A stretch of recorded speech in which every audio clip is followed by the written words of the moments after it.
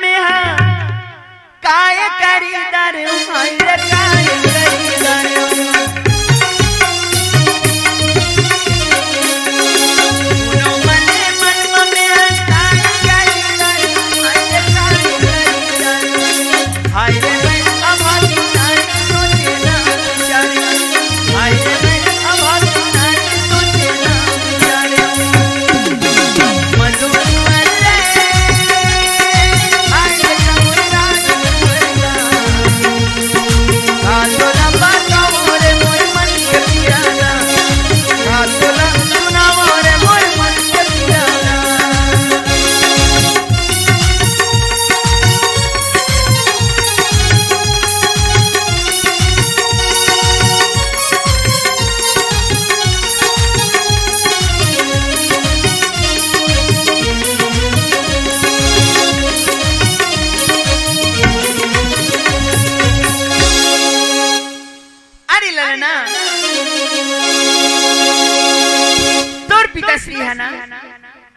शिकार खेले बरगी आज का बरस हो गए वो समय टाइम और गोद में रहे वापस लहुट के तोर पिताश्री नहीं आवत है राजभवन बेटा लेकिन फिर भी मोर मन कही थे कि मैं आज भी सुहागन तोर पिताश्री जहां भी है लेकिन सलामत है पर आही कैसे मैं कब देखा हूँ ये राजभवन मां ओ मन के चरण कब पर ही यही चिंता मुझे सतावत माता श्री अगर ये बात है तो एक बात कहो तो ला पहुंच ले आंसू के धार वो माता करी हो पिता के खोजा तय हम पहुंच ले आंसू के धार वो माता करी हो पिता के खोजा मैं हम करी हो पिता के खोजा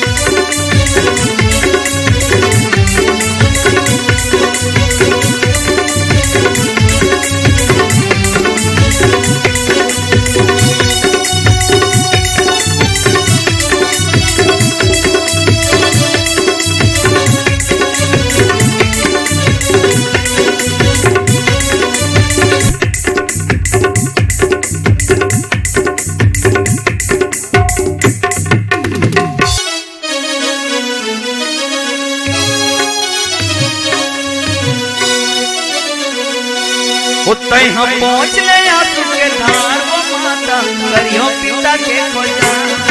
तय हम पहुंच ले आंसू के धार वो माता करियो पिता के खोजा ओए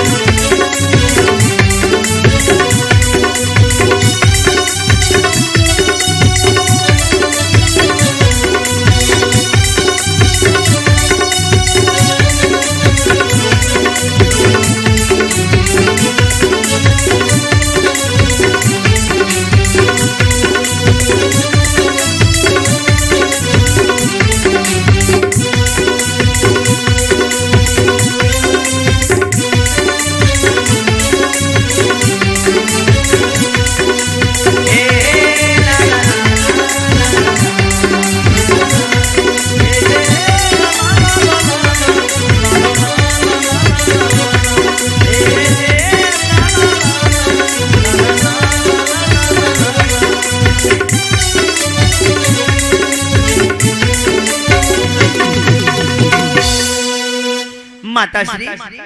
यदि तोर मन में ये दुख है तो फिर ठीक है, मैं जावत हूँ पिता श्री ला खोज के ले आऊं। तोर मन ला तय अब ऐसे उदास मैं तोला वचन देवत हूँ पिता श्री चाहे जहाँ भी होही मैं अमल लेके लाजौन में वापस आई हूँ। अरे ललना तोर पिता श्री के तय मुख नहीं देखे हैं, तय तो मोर कोरा में रहे वो समय, तो तय कैसे पहचानबे अपन पिता श्री ला। माता श्री मोर पिता श्री के पावन नाम मैं जाना था, नाम के सहारे ही मैं मोर पिता श्री ला खोज के ले आऊं। तय चिंता झन अब मैं जावा था राजभवन ले अस्त्र शस्त्र लेकर के फिर तुरा आशीर्वाद ले बरा हूं। तो भैया हो राजकुमार जो है अपन माता ला वचन देते, अपन माँ ला वचन देते कि कुछ भी हो जाए मैं अपन